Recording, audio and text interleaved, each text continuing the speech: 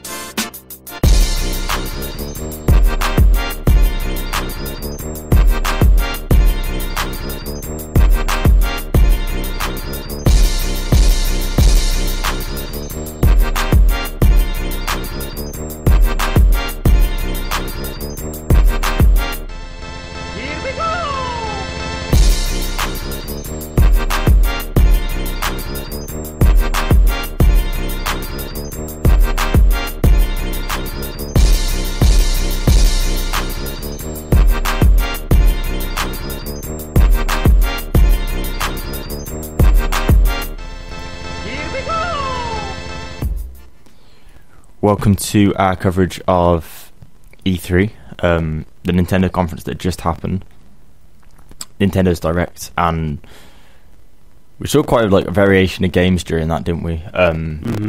But the one big thing coming out of that, I think we should just go straight into it because it was a really important thing coming out of that conference. Yeah, really important. Super Smash Bros. And we got a really detailed look at Super Smash Brothers as well. Yeah, the game is now titled Super Smash Bros. Ultimate.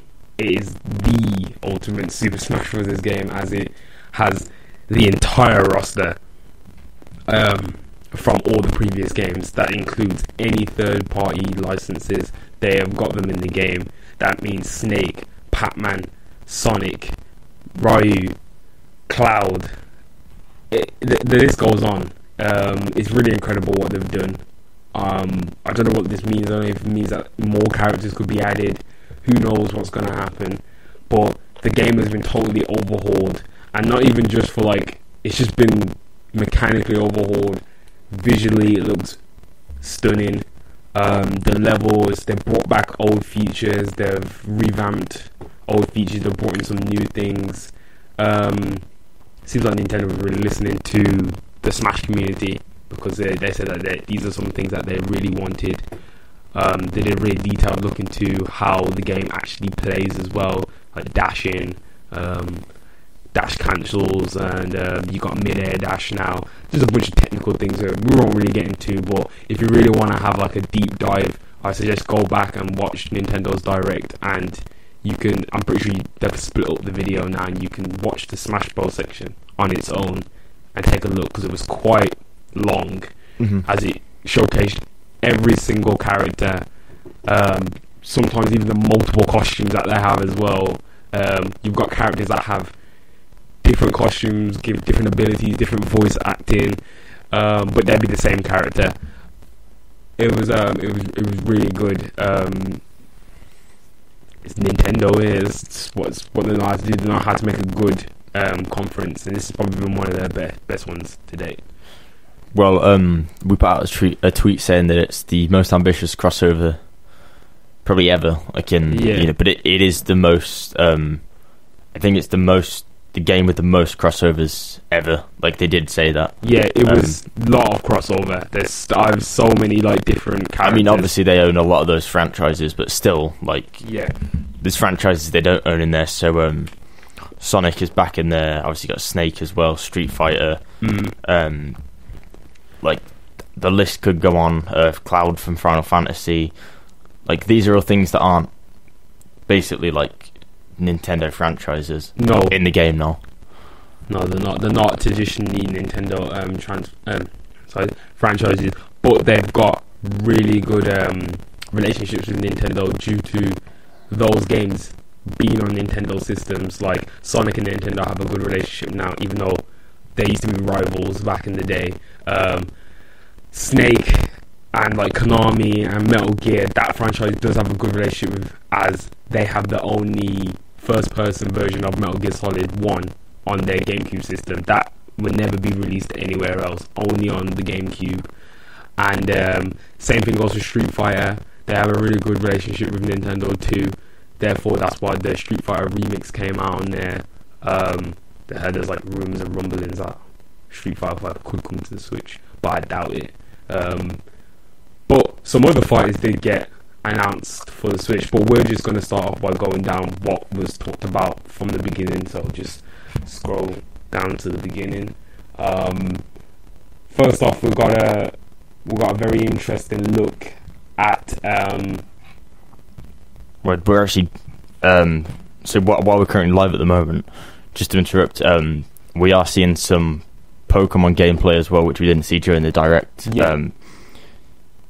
This looks very much like Pokemon Go, but still with like a Pokemon element to it. So like the catching element is Pokemon Go, but we still seem to have like the old pixel art style raspberry up in the corner, sort of like a homage to the games of past. And the dialogue looks the same as well as like older games, and the same for the series. Like it doesn't seem as if they've gone too far from that. Like obviously they've still updated the graphics and everything, because you've got like the whole like CP level 6 and stuff like it looks great how they've actually connected the two games together, because this will give incentives now for Pokemon Go players to go out there and actually buy the Switch and get this game, because Pokemon that you catch on Pokemon Go is able to be transferred over to either one of the games, whether you've got Let's Go Eevee or Let's Go Pikachu. And I think this is a really cool link.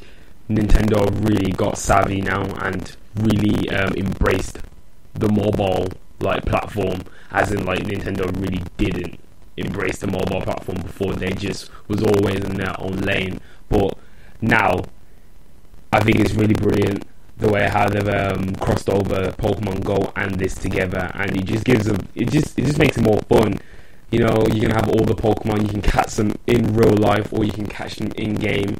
It makes it easier for people on Pokemon Go who don't necessarily have, I don't know if it's vice versa, like if you catch Pokemon in this game you can transfer them to Pokemon Go. I don't think so. I think once you transfer them from Go to Let's there, Go, that's it. You can't then bring them back up. Okay. I think that's been like confirmed. Well, either way, I guess we're just gonna have to see, because I was saying that it would be a good incentive for maybe people who live in much more rural areas. If they had this game, they could be able to add it to their Pokédex on Pokemon Go, so they can collect all like Kanto and stuff. Yeah, like that. Do you know what I mean? Like things like that. It's not really an issue anymore, that, because of the fact that the updates to Pokemon Go are like massive since that, and you can gain a lot of like stuff now by doing you can story mode or quests. Yeah, you can gain a lot of XP. I did dabble a little bit back into Pokemon Go when this new update came out, just to see what was going on in it,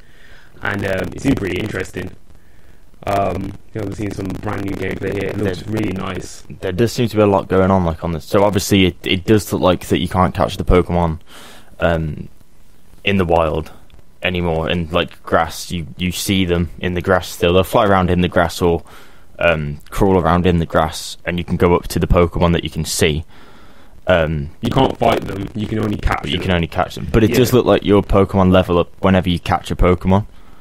This is what we're seeing. We're getting like you get a multiplier for maybe how good you catch it, and experience points, and then your Pokemon level up based on that. It looks like it's going off the whole great throw, excellent throw type deal. So on Pokemon Go, you get more XP due to the amount of throws. I don't know if they're going to have like curve throws or anything like that, but who knows. But the game visually looks really nice. We are seeing that Pokemon can go in the grass and hide in the grass as well. So you can't just see when I walk up, like a Pikachu has just done that. It's sort of turned into commentary on Pokemon, but this is something we didn't see during the conference. Which was a little bit surprising. We didn't get a real. I was surprised we didn't get like a full deep dive into Pokemon. Let's Go Eevee or Pikachu, but I guess this is what they're looking into now. But I think we probably will have a lot more information on the game from today, and we will probably discuss it a lot further on the podcast as well. I don't know what you want to do. Do you want to just want to continue talking about what was announced? We will. Give it a split screen there. Yeah, so the first game that came on screen, we both thought it was Gundam, but it's just a very Gundam-esque game. Very unique art style. It's very pretty, very colourful. A lot of neon lights and a lot of crazy stuff's going on. I could be wrong, but it's called Daemon X Machina. I don't know what it is. It's coming into 2019. If you like mechs and robots and... It looks like a good mech game. Yeah. If you like all of that type of stuff, if you like Gundam or, dare say even like as far as Transformers, you'll probably be very interested in a game like this. Especially if you like Japanese, like those kind of like Japanese mech type fighting games. They're really popular amongst people in the West, so I guess go and check it out. Also, after that, we've seen some DLC for Xenoblade Chronicles 2 that has come in. That looked pretty interesting. What was your thoughts about that, Tom? Do you care about Xenoblade that much? Xenoblade looked pretty good when it first came out. I've not had the chance to actually play it yet.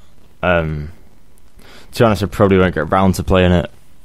It's one of those games that I think you have to be interested in, or it'll pass you by. I think it's long. I think Xenoblade is supposed to be a really long game as well. But obviously there's DLC coming to it, and if you're interested in that, the DLC looked pretty interesting. There's not really much to say about that. The next game up after that was Pokemon. Yeah. And like we've just said, that we are watching some of the footage now from the Treehouse Live while we're live. We are seeing a trainer battle. Looks just like the turn-based system we saw in old Pokemon games, so it doesn't look like anything has changed in that regard. It literally just looks like an updated UI with 3D graphics. Yeah. There doesn't seem to be any change there. Yeah, not much changes. It even has the same type of enemy type, so if you remember from Pokemon Red, Green and Yellow, you will remember running into people like bug catchers and stuff like that, and those are the typical types of trainers you were running into early on in the game. So it looks just like a really HD remake version of an old Pokemon game, and I think it's great for newcomers and people who enjoyed the older games as well. I was really against them coming out with just a rehashed version of an entry point into the system, but now I'm looking at it, it makes a lot more sense, and I think it is a good thing to do, and I like the functionality it had with Pokemon Go, which we did predict was going to come, because I thought that was a good feature to do the whole mate catching a Pokemon, something a little bit more than just throw the ball and just hope for the best, you know what I mean? Let it be more based on you as a player. If you have to get it into the ring and you have to make sure you use the right type of ball and whatnot. Yeah, that's about it really. What are you thinking so far about the gameplay we're seeing right now, Tom? I'm excited for this. It looks amazing. It looks just sort of like what you could imagine Pokemon would be like when you originally wanted a 3D game back then. It's not an open world RPG that is that's supposed to be top yeah tier. That's the one that's supposed to be coming next year, which we thought we were going to see. We're not sure. We're not sure what it's going to be, but we thought we were going to see. It seems like it's going to be like this, which is that's good. A game like this, just with more detail in it. Yeah. The series director did not rule out that open world would be considered for the future, possibly. But I think the fact that they've released a different sort of franchise from Pokemon now, called Let's Go, and they're still going to release the main series games, I think that means that they're willing to look at making console games first party for Pokemon that possibly would be something like an open world at some point. They did confirm that it's going to be a main game, so it's going to be the new generation of Pokemon for the next Pokemon game. It's going to be Gen 8. It's going to be more detailed than this. It's going to be like a normal Pokemon game without wild Pokemon and Pokemon Go catching technique. Yeah, so I'm guessing we're probably going to see something really different, but who knows anyway, because we haven't seen any details or anything. All we know is that it comes next year, so I'm guessing they're going to have another direct probably this year, because they have a direct, or is it once every 3 months or something like that? Like roughly. Well, Reddit says once every 3 months, but they roughly normally do like 2 in a year. 2 big ones, E3 being one of them. Yeah, not including the indies, because they're the smaller ones where they show off all the indies, which is another thing that Nintendo did very well. They did like a little indie showcase, and it was really good. I mean, I wouldn't even call it an indie showcase at some points, because like we got Dragon Ball Fighter Z. Oh yeah, like they did some shadow like announcements in this Mega Man 11. Yeah, in this little trailer, like Mega Man 11, Dragon Ball Fighter Z. What else was on there? Starlink, which we already knew about yesterday with the Star Fox integration. Overcooked 2 is coming to the Switch as well. Yeah. Features online play and local multiplayer, I believe.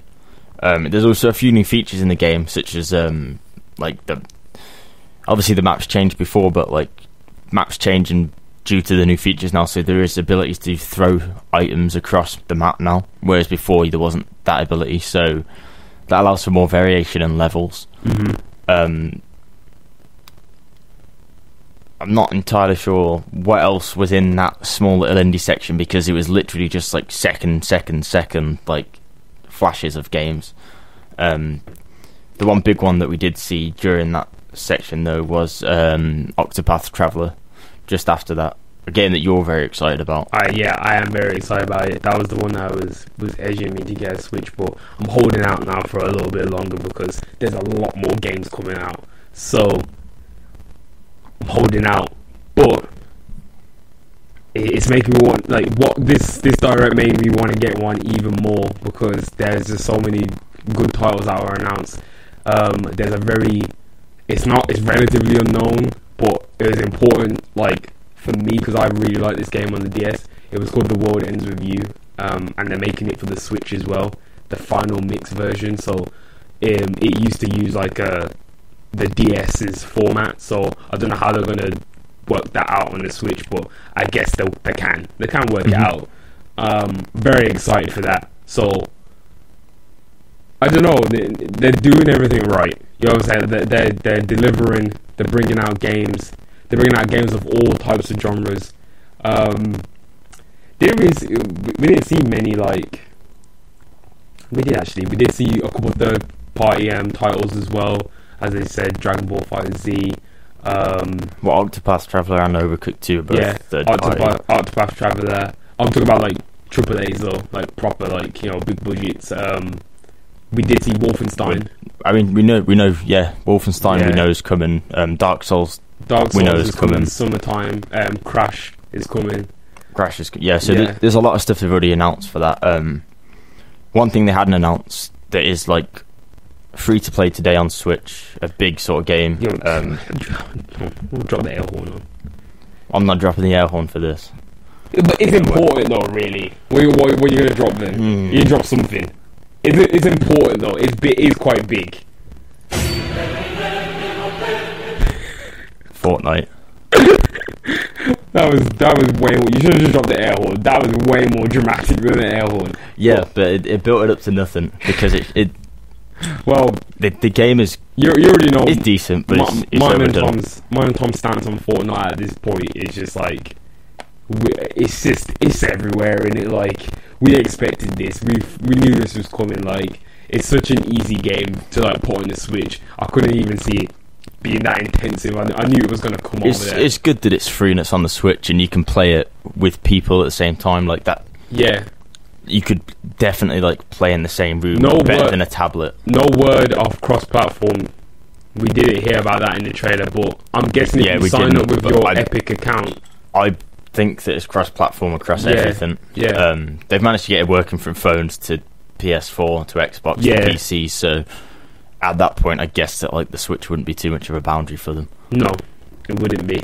So if you can't get enough of the Fortnite hype, and you don't want to play on your mobile because the touchscreen controls are really shit, get the Nintendo Switch version. It's free right now. Well, free today or you could just play another game.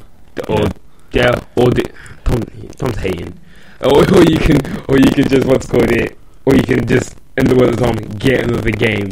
But if you do want to get it, it's free. It's another free game that's come out over E3. There's so many free games. Nobody needs to complain anymore. There's too much free games been announced over these last couple of days. Get them while you can. All of that good stuff. Let's forget about Fortnite anyway, because it was inevitable. I'm giving PUBG 6 months and it's dead. So that's what I'm saying. I'm giving PUBG 6 months and it's dead. I'm moving back to Pokemon because we missed something. Pokeball Plus. Oh yeah, the little device thing that they've got. If in the announcement trailer for that a few weeks ago, they did announce that stay tuned for a special Pokemon or something like that. Basically, if you buy the Pokemon Ball Plus, you get a Mew for free in the game. Sort of cheating, but I might walk around with a Pokeball now because of that. Who knows? I'm not allowing you to walk around with a Pokeball now. No, there is no who knows. You don't need to be walking around with no fucking Pokeball. Just go and graft and get a Mew in the game. It's not even that difficult to get Mew. It's just you just buy a Pokeball Plus. No, it's not even any need to get it. How much even is one of those Pokeballs? It's probably about as much as the game. You're a sap if you buy one of those. I just want to say that. But if you're a big Pokemon fan, I guess so. It's meant for children as well. Yeah, sort of offending children by saying that. Like, no, I'm not offending children because children don't buy games, do they? They'll get parents buy them games. Shut up, Tom. So I was I'm like, you're offending children. No, I'm talking about the saps out here. They're like, yes, I'm going to buy this Pokeball so I can get Mew. Just grind like everyone else did. They don't need to go and buy. You didn't have that back in the day. You didn't have to buy a Pokeball to get Mew. You had to go and find Mew. So I understand. How would you know Mew's available in the game though? Maybe you have to buy the Pokeball Plus to get Mew. Nah, if Mew's exclusive with the Pokeball Plus, yeah, that's stupid. And then I'll buy a Pokeball Plus. That is stupid. I doubt it. It's Nintendo. They don't really do stuff like that. They don't. That's what I'm saying. But if it is that way, then I think I won't be very happy about that. Just in terms of like, they do give out legendary Pokemon and stuff quite a lot. For the DS games, they've done it quite a lot. If you are signed up with the Pokemon company, you get like emails every now and then saying that sign up now and you can get a brand new Pokemon in your game next week, and then you get like a legendary Pokemon sent to your game. Yeah, which is fine. Like, obviously, it's more for tournaments and online play and stuff like that. Yeah, which is like the broader reach of what Pokemon is at that point. They're trying to like elongate the lifespan of the game, which makes sense. But yeah, I don't believe that Mew's going to be exclusive to the Pokeball Plus. You'll have the chance to buy. Obviously, if you're a kid, right, and you don't want to be doing that, and you like the accessory, like, one, you get a legendary Pokemon, two, you get a Pokeball to like throw and use as a controller, which is pretty cool in itself. Like, it's pretty immersive to get a Pokeball and throw it at the screen to try and catch a Pokemon. Like, if I had that when I was a kid, I'd be pretty happy. I could see some problems arising from that still. You have a strap, obviously. Yeah, Nintendo loves their straps. Yeah, if you have a strap on the what's called it on the Pokeball, then yeah, fair enough. But yeah, it's whatever in it, you know. So it's people's money in it. Like, if you want to do that, then just do it in it. So Pokemon, let's go. Come in. When's that coming? Very soon. 16th of November. This year. That's not soon. But that's pretty soon. It's in like 4 months. 4 months time. 4 months time. I don't know. July, August, September, October, November. 5. That doesn't seem right there, but yeah, I was to say because my birthday month's in 4 months. Send me gifts. So don't do that. We don't have an address anyway. Yeah, we have no PO box, so it doesn't matter. Just you can DM us and I'll send you an address. So are you crazy? Are you continue on with Nintendo. It was quite a short direct. I didn't expect it to be as short as it was. I thought it was going to be a little bit longer than that. But it wasn't short as in terms of, it wasn't Square Enix short, so it was terrible. It was short but very concise. They packed a lot of information in, and they showed off a lot of new things. So Square Enix still takes the L.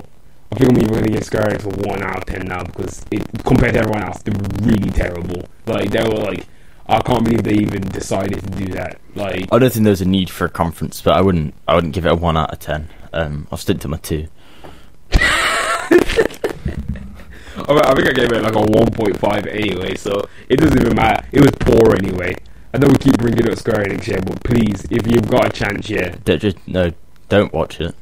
No, I was going to say, please, if you've got a chance, listen to our reaction on Square Enix and hear what we had to say about it, because, don't watch it, because you literally instantly fall asleep. It is, unless you want some NyQuil, watch that, because it's boring. That and EA, boring. So, that really is, isn't it, really? We can talk about Smash Bros. A little bit more. Or we missing something? You're missing something. What am I missing? Pretty big game. Oh yeah, shit. Super Mario Party. Yeah. And the ability to play across more than one Switch device simultaneously, as in they did you use the switches, like you use two switches as the same screen. Or you could play back-to-back switches to play against each other, sort of like battleships format. That already was a thing. You could use 2 switches to play back-to-back, because you could do that to play NBA. You could already do that. But the whole putting the Switch there like flat onto a table and like having it joined up as like one big game. I have not seen that happen before. I think it's probably I think it's the first time something like that's happened for a Mario Party game. Obviously, the DS has had 2 screens before, and the Wii U, obviously, the Wii U gamepad had a screen on it. But in a way that you could play like back to back, or play across, like laying your switches out on a table to have 2 screens looking down at it, like top down view. Like, it's something completely different that we've never seen before. Yeah, and I don't know how they managed to do it. Like, in my opinion, I don't know how they got it to work, because it looks insane. It was very interesting for us to see that. We was like, wow, that's a really cool feature. Hopefully, more games on the Switch utilize this system as well now, like because now you know it's possible. That means more games might try and utilize it a little bit more. Maybe you can even put 4 switches together and make one big screen. I don't know. Like, the possibilities is kind of a little bit endless now, isn't it? If you can do that with 2 screens. How much it would be needed, I don't know for games. Like, it is like a gimmicky thing, but very much. It shows the text there, and the good thing with something like Mario Party is that it's a party game anyway. It's a party game, but this is full of gimmicks anyway. Like, we had 1-2 Switch when the Switch launched. Last year, and that was all right. Like, it was a tech demo basically. Now with Mario Party coming out, I feel like I'm gonna get the full use of my Switch. Obviously, they have the camera built into the bottom of one of the Joy-Cons. They have the motion controls. We did see that this was capable of doing stuff like that. So, like, who knows what the party games are going to be? But it does mean that you can use your Switch in like loads of different ways now, but also like you can bring more people into play with you that don't necessarily play games. Which 1-2 Switch was trying to do, but I don't think it really caught the attention that Nintendo were hoping for. Whereas Mario Party, obviously everyone knows Mario Party. Even people that don't game that much know of Mario or what he is. And I think it's easier to bring someone into like a friendlier environment like that than something like 1-2 Switch, which was a little bit cheesy and gimmicky. Mario is the same, but you have lovable characters there, and it's meant for kids a little bit more. So, like, older people or parents would play it with their kids, even if they don't play games, I feel like. Whereas 1-2 Switch was aimed at like a an older audience by the looks of the trailer. They were aiming at like a house party vibe. Well, with the whole 1-2 switch thing. Well, before we even started this podcast, we did have a really big debate in one of our group chats where we was talking about how 1-2 switch was basically like a bit of a rip-off because you got Wii Sports for free back on the Wii, but 1-2 switch is a full-priced game and it's full of tech demos, really. So you should, if you want to get like a true party game, I would opt for Super Mario Party. It looks like a lot of fun. Don't know, is there anything else to really discuss for Nintendo? Is there anything else? The fact that we're now seeing a gym battle live on screen. Like, oh yeah, well, no one can see this though, can they? So, no, but like, I mean, it's nice to see that they've kept the same sort of stuff going on for the gym battles in the Pokemon series as well. Like, this is meant to be more accessible. Obviously now we've got two people playing together in co-op mode. The first time a Pokemon game has ever had a co-op mode. Like, that's interesting. It's more accessible for people. They use your Pokemon, which is fine. Like, I think but I think that's okay though, because you still get to experience it together, which I think is the important bit of playing in co-op on like the big screen. Yeah. Definitely something that playing Pokemon on the big screen probably needs at some point. Like, if you're going to be playing as a family, or playing with your kid or watching your kid play it. Like, I wonder how many co-op it goes up to. It's got just to 2. It's just 2, yeah, just 2. Yeah. I feel like if you had like 4, too much. Yeah. Bit chaotic on the screen. Yeah. And also the game would be super easy. It also wouldn't make sense. You'd be able to throw out 4 Pokemon at once to play against one Pokemon. Like, yeah, as I was saying, it would be super easy. Like, you would have such an advantage. Also, you wouldn't be able to switch out any Pokemon. You'd be able to switch out to one more Pokemon because all your other ones would be used up. It looks really cool. It looks like they've just kept everything exactly the same. This is the first. Is this the first gym? It is, isn't it? The Rock Gym is your first. Yeah. You fight against Brock. First, you have one guy to fight, and then you go on to fight Brock, who has, I think, 2 Onyxes and like 1 Geodude or something like that. I can't remember the setup, but like, yeah, he has something like that anyway. You can see in a minute because he's fighting Brock now. Yeah. But weirdly as well, like it feels familiar, but it feels familiar. It's not, yeah. And obviously it looks like Brock from the anime series as well, like majorly. Which is like, it's even got the same dialogue. It's the exact same dialogue from the original game as well. They've kept everything the same, which is good. And I mean that's the gameplay over for that. But personally, like, I think that's really good. I'm really excited for that. It's like you get nostalgia from it, but a new experience with it as well. Pokeball Plus is actually not as big as I thought it was. I thought it was going to be the size of a Pokeball. I thought it was going to be a real size of a Pokeball. Maybe they did that because I feel like it might be for children. It would have been for children also, and for the fact that I feel like if the Pokeball was like real size, it might be a bit of a handful to kind of like use, if you know what I mean. Like, I don't know. I also think about the dangers as well. Like, people, like, not everyone always uses the strap. Like, they always, like, some people just don't do that. It's true. But if you're going to throw it, like, put the strap on. Please, safety first. It's pretty obvious. Are they going to show this gym battle or not? No, that was it. I'm considering getting a Pokemon Ball Plus. I'm definitely getting the game. I might put it on pre-order, to be honest, after seeing that. Tom, you're such a consumer. It's Pokemon. It's what I've been waiting for a long time. Like, I need to get this game. Going back to Mario Party 2 quickly before we move on to discuss Super Smash Bros. In a little bit more detail. Mario Party is coming to Nintendo Switch on October 5th, so that is in 4 months, or less than 4 months now, actually. 3 months and 3 weeks. But that's like a major sort of surprise announcement that we didn't know about.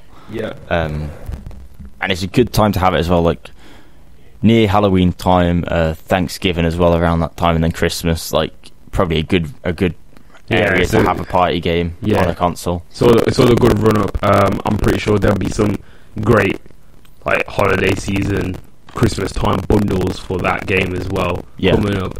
There's another game as well which is bundled for Christmas time, which is Smash Bros.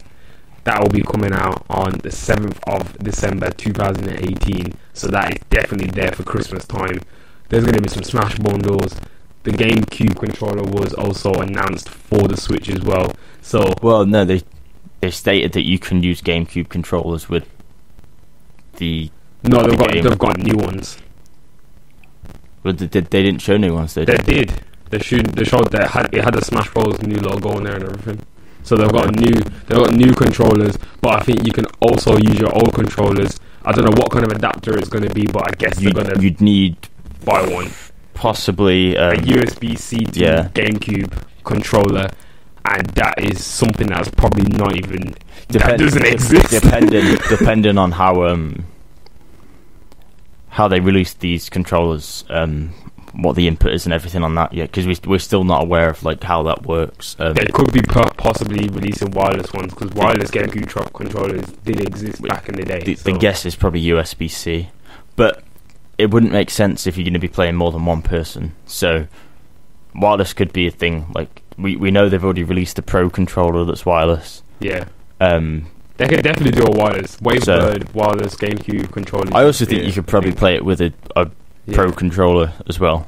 There's no reason why you can't. The only reason why they would want wired GameCube controllers is obviously because of pro players. Because obviously wireless there's still some type of latency when you do input control. You want the most out of the game. A tournament is actually coming up very soon.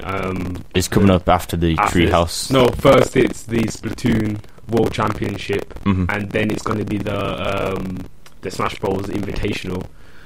So we're going to get to see that game in action from the pros as well. So I guess we'll have some comments from them. If we get any more information about how the game is, we'll update you in the future. Nintendo did very well. They did very, very well. Yeah, so just to clarify then, Smash Bros. Ultimate includes all previous characters ever released in the Smash Bros. Series. Every single character. And then 2 new characters, Inkling and Ridley from Metroid. The artwork looks great for that, and like Tyrell said, it is coming on December 7th, so...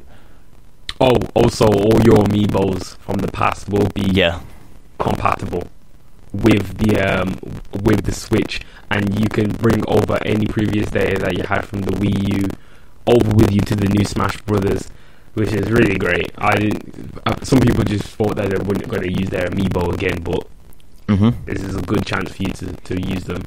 And you can use any amiibo, even non-Smash related ones, apparently. I don't know how that works, but I don't know how. I think it might work in the same format as the Smash ones, from what they were saying. But we didn't get like overly too much detail on that. But by the looks of it, that could be a thing. So that could even give us even more character combinations as well. You know, different characters could be introduced into the game, different looks for them as well, like Metal Mario and stuff like that. You can use him, the amiibo of that, and put him in the game. Golden Mario. All sorts of stuff. So I think it's a really great opportunity. Oh wow! And the original voice of Snake is going to be in the game as well. The OG man himself, David Hayter, as you know, massive Metal Gear fan. So that's some great news as well. That is. Yeah, I think overall Nintendo did very well. You got anything else to say on it before we start getting grading? I've got nothing. I'm just really looking forward to Pokemon. That's what I've took out of this, and Smash Bros as well. Actually, not a big Smash Brothers fan. I've never really had a chance to play the game. I've not had the console when the game's been on it. But with the extended roster and a lot of the new features that they brought in, like, I'm really excited for that, and we'll probably pick it up, to be honest, now. So they've converted like one person to try the game out. Try the game. Yeah, that's true because Tom's always been known to not really like be that interested in Smash Bros. Like I am, and some of my some of our other like friends in our group are really avid Smash Bros. Fans, and yeah, so it'd be interesting now that if you get Smash Bros, it'd be really cool time, you know, chill out, play Smash Bros, whatnot. It'd be really cool. So what you giving this? What's the grade out of 10 for Nintendo? And you can be as biased as you want, because I was biased with Sony. So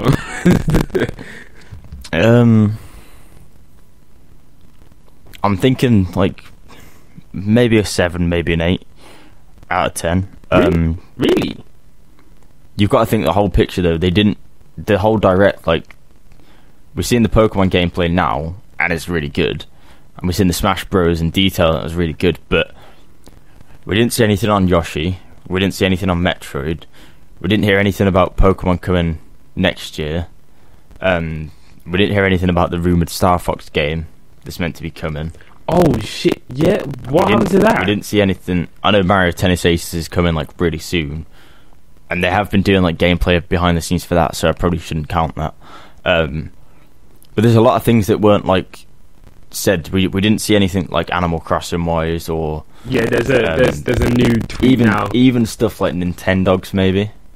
Nah, I'm not saying we could, but I feel like that format. I feel like there wasn't anything too new that was brought to it. There's a new tweet now. Go back on the Twitter feed.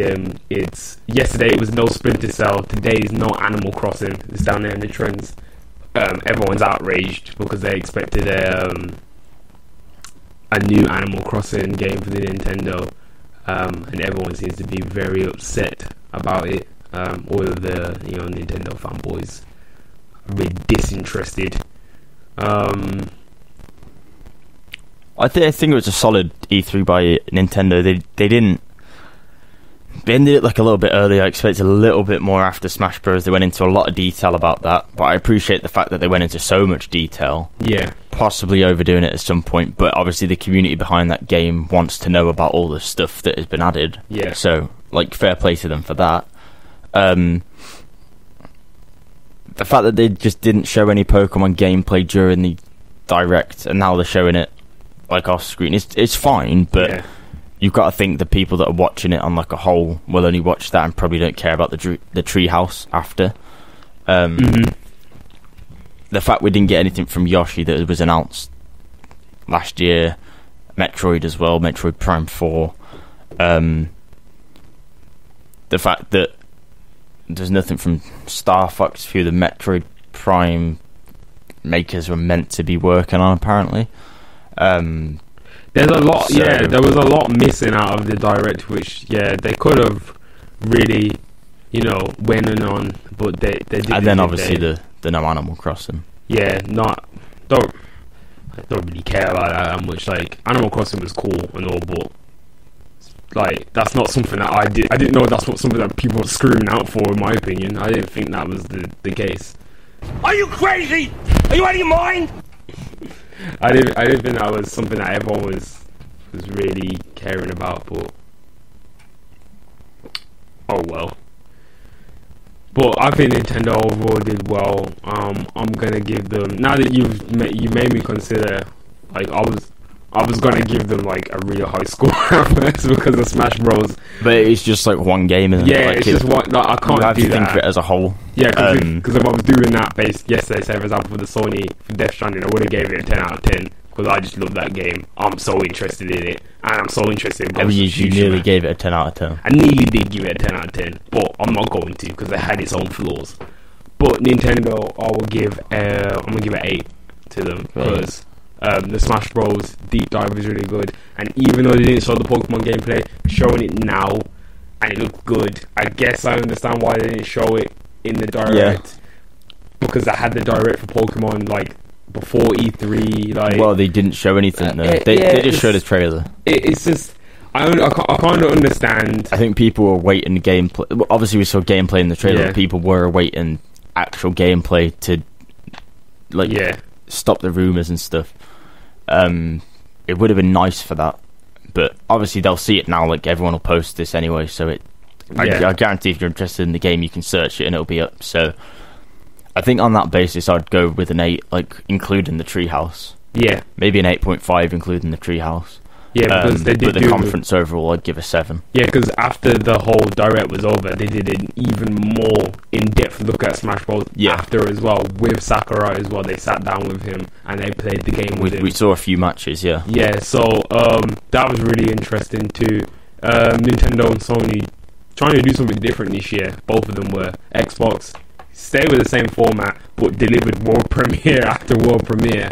But when you kind of look back at Xbox and what they did, they showed a lot of world premieres but not a lot of gameplay or release dates. But I still think that was needed in the E3 for this year, like the big announcement one.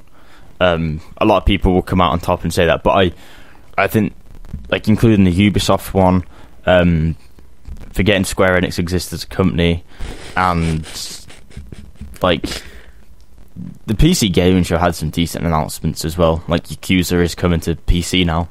Like if you're a big fan of the Yakuza series, I saw you told me that ages ago that it was coming to Sega PC. were rumoured to be doing it. It wasn't announced. It was announced yesterday. Shenmue 1 and 2 is coming as well to PC. So if you're a big like old PlayStation fan or Sony fan, and now you play on PC and don't want to go out and get a PlayStation, some of the games are coming. Yeah, which is good. I mean, I guess that was cool. I heard the PC gaming show was like, it was better than usual this year, but it was still not something that it was enough to cover. Well, we were streaming while it was on anyway, so it's whatever. But yeah, so I'm gonna stick with my 8 out of 10. I don't even remember like most of the grades. I think Sony won for me. Sony won for you. Yeah. Who won for you? I got sort of ties. It's Xbox, Sony. I think everyone tied Xbox, Sony, Ubisoft. Yeah, because I gave Xbox and a sort of 6. Nintendo. Yeah. Yeah. Like now I really think about it, Bethesda really did kind of disappoint us, like a little bit. Bethesda was enjoyable. Like it was just the start didn't. Yeah. But then the end ended well. Like I think overall, they brought it back with Elder Scrolls 6, to be honest. Overall, like E3 as a whole, this has been one of the best E3s for a while. A lot of people are saying they didn't like it, but I think that's more for the fact that there's not been so many like Smash announcements, which Xbox's conference was like. I think people loved that about it, but the epitome of it. The thing is, the reason why they're not doing that is because they announce it, and then if the game gets delayed, everyone gets excited for the announcement, and then if the game gets delayed, everyone jumps on the back and starts chatting shit and saying they're going to boycott the game and they're not going to play the game and stuff. And it's like that. I can't think of the word, but basically, it's like it's the downfall of like gamers in general and the culture that surrounds it. The fact that they're so angry at times. It's like I say, like this whole no Animal Crossing thing. I got people talking about here about suicide and stuff. Like, what's wrong with people? Like, you know what I'm saying? Like, what is wrong with people? Like, they don't really need to go this far. Like, because Animal Crossing wasn't. You can play Animal Crossing upon many devices at the moment if you really want to. Like, there's a mobile game out for Animal Crossing. Exactly. So, just give them another year or so. I'm pretty sure they'll deliver Animal Crossing by next year. No, Nintendo, they're really surprising. They might have a direct this year still again and announce Animal Crossing to come out next year. So you just have to kind of like, you just kind of have to just rock with it, like just roll with it. But yeah, I think I think that's about it. You got anything else to say? That's literally it, I think. Oh, sorry, let me just talk. How stupid is that tweet? No Octo expansion. Like they didn't do a deep dive on it like 3 months ago. I think a lot of people were expecting more from this.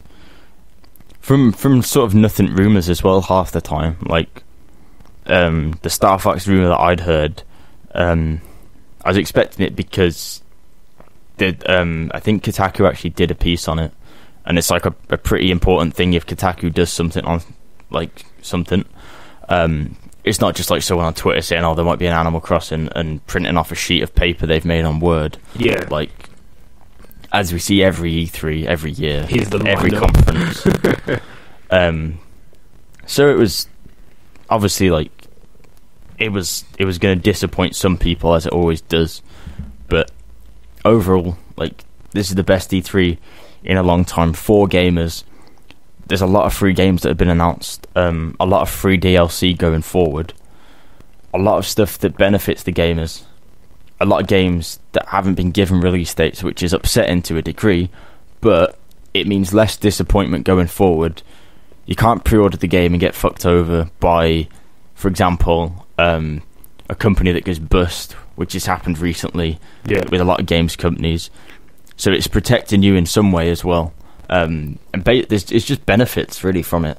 And the only disappointing things is that games aren't coming that you want to come. Yeah. But like that's life. That's what happens. That's life. Like, hey, sometimes that's what just happens. Like, you know, sometimes you wait for albums for years. You know what I'm saying? That's just like music. Sometimes your favorite artists don't make an album for years. Like Frank Ocean didn't make an album for years, and we finally got it, and we was happy. Like, I'm not asking for him another album. I just hope he's working on something, but I'm not gonna ask him for one straight away. So people need to be more patient. Sometimes you wait 20 years for a Pokemon game to be made in 3D and put on a home console, and they're doing that, like, but everyone's getting upset because there's no Animal Crossing. Like, that's a big step for Nintendo to ever do that. That's the first time they've ever put a Pokemon game on a home console, even if it's portable as well. It's still going to be a 3D Pokemon on a home console. Like, you reiterate the fact that that is a thing, and everyone's been dreaming about that for years. If you've ever played Pokemon, you'll be like, when I was a kid, I wanted this. Yeah, but it's some of the like request people like being like Luigi Mansion 3. Since that, why? Like, it's like I can't even read this like whole feed because it's just gonna just. I do understand. I would understand this if it was like no Metroid Prime 4, because they did that splash screen for 30 seconds last year, and that's all we've seen of the game so far. Mm-hmm. But as I said, they're working hard on it. Let's just give them time to actually make the game to the best of its ability. Otherwise, we're gonna get crap. You know what I'm saying? So we're also getting a Mario Party. Like, we're also getting the Adventures of Captain Spirit free in a week. We're also getting Fallout Shelter free on other devices.